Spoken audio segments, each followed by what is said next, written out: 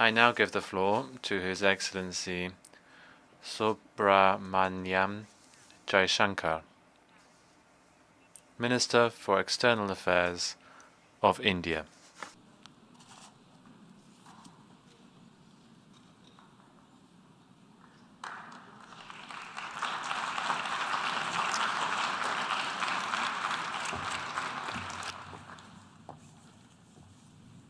Madam President, Excellencies, distinguished members of the General Assembly, I bring to you the greetings of 1.3 billion plus people from the world's largest democracy. They join me in congratulating the President of the General Assembly, Ambassador Csaba Kőrösi, on his election to chair the 77th session of the UN General Assembly. They follow closely developments at the United Nations, reflecting the increasingly globalized nature of our existence. We meet at a challenging time for the world order. This session's theme, a watershed moment, transformative solutions to interlocking challenges, seeks to capture its seriousness. Excellencies, the year 2022 is an important milestone in India's journey towards growth, development, and prosperity. India is celebrating 75 years of its independence, what we call Azadi Ka Amrit Mahotsav. The story of that period has been one of toil, of determination, innovation, and enterprise of millions of ordinary Indians. They are rejuvenating a society pillaged by centuries of foreign attacks and colonialism.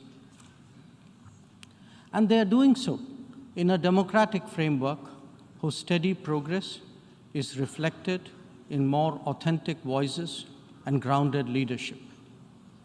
This new India, under the visionary and dynamic leadership of Prime Minister Narendra Modi, is a confident and resurgent society.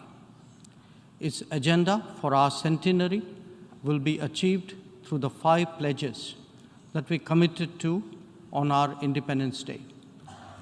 1, we are resolved to make India a developed country in the next 25 years. For the world, that creates more capacities for global good. 2, we will liberate ourselves from a colonial mindset. Externally, this means reformed multilateralism and more contemporary global governance. 3, our rich civilizational heritage will be a source of pride and of strength. This includes care and concern for the environment, so ingrained in our traditional ethos. 4, we will promote greater unity and solidarity.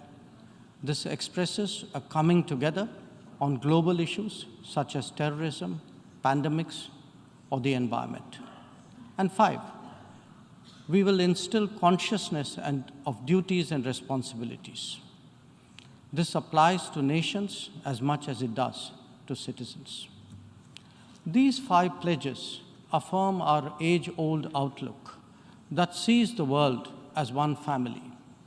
We believe that national good and global good can be entirely in harmony. It is this conviction that led us to supply vaccines to over 100 nations. Similarly, our evacuation operations in HADR situations always had room for other nationals in distress. Even as we meet our own development targets, India offers partnerships to our brothers and sisters in Asia, in Africa, and Latin America. And we do so based on their needs and their priorities. Today, the focus is on green growth, better connectivity, digital delivery, and accessible health. Our solidarity is not just in words. You can see them in 700 projects across the world. Madam President, Even while India contributes to global betterment, we recognize the sharp deterioration in the international landscape. The world is already struggling with challenges of post-pandemic economic recovery. The debt situation of the developing is precarious. To this is now added the rising costs and the shrinking availability of fuel, of food, and of fertilizers. These, along with trade disruptions and diversions, are among the many consequences of the Ukraine conflict. The Indo-Pacific, too, witnesses fresh concerns about its stability and its security. And climate events have added an overlay on these mounting anxieties. As we saw in the case of the COVID pandemic, the South will be the most impacted, even if the immediate causes are well beyond. It is imperative that global conversations recognize this deep unfairness. The inequity of vaccine distribution should not be replicated in other domains. Madam President, as the Ukraine conflict continues to rage, we are often asked, whose side are we on?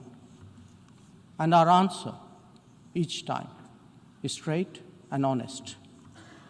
India is on the side of peace and will remain firmly there. We are on the side that respects the UN Charter and its founding principles. We are on the side that calls for dialogue and diplomacy as the only way out.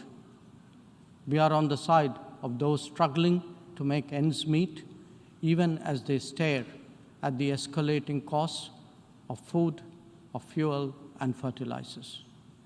It is therefore in our collective interest to work constructively, both within the United Nations and outside, in finding an early resolution to this conflict.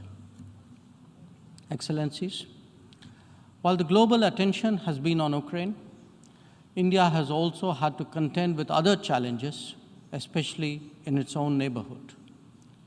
Some of them may be aggravated by the COVID pandemic and ongoing conflicts, but they speak too of a deeper malaise. The accumulation of debt in fragile economies is of particular concern. We believe that in such times, the international community must rise above narrow national agendas. India, for its part, is taking exceptional measures in exceptional times. We do so when we send 50,000 metric tons of wheat and multiple tranches of medicines